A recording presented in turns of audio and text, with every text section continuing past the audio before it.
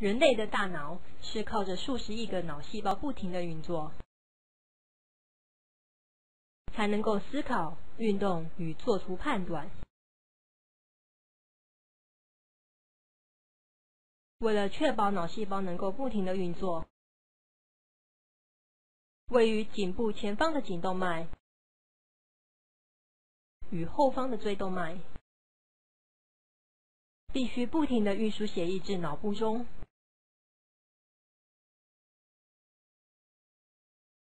以确保人体各功能运作正常。一旦脑内出血或是缺血而造成血液循环阻塞，便会导致身体某些部分或思考功能暂时或永久的失去功能。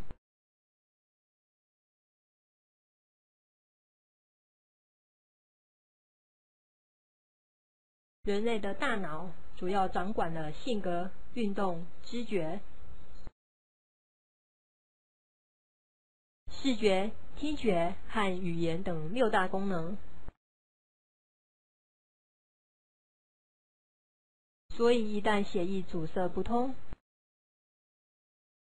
就可能导致肢体瘫痪、语言障碍，甚至昏迷。而之所以会造成血液阻塞的原因，就是因为体内的胆固醇过多。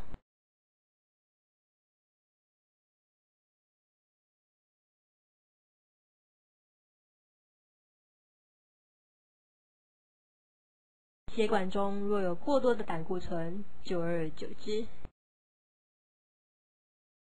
胆固醇便会在动脉内壁形成脂肪沉积。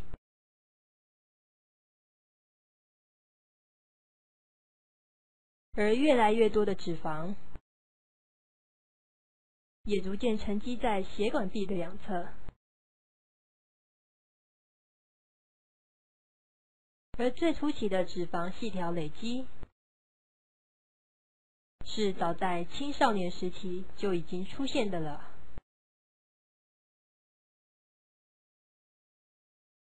所以老年人的血管中很可能已经累积相当多的脂肪了。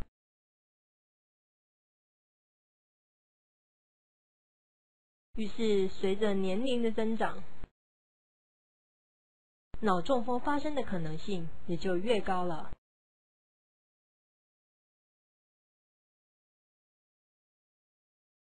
因为当血液流经脂肪的部分时，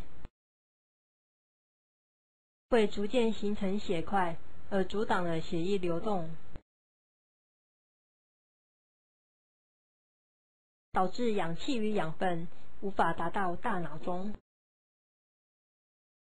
而造成了脑中风的发生。而除了年龄是脑中风的高危险因子外，还有下列几项：抽烟、喝酒、高血压与心脏病、肥胖、运动量不足、饮食过咸、饮食油腻、糖尿病。